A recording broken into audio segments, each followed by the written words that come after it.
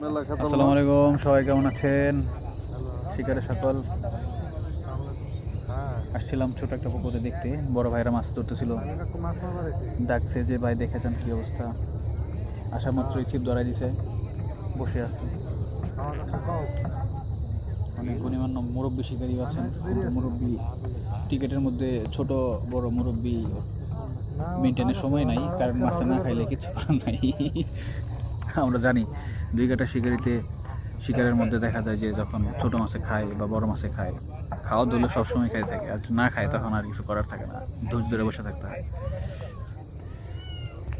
ওকে, সবাই সঙ্গে থাকুন, দেখা যাক কি হয়।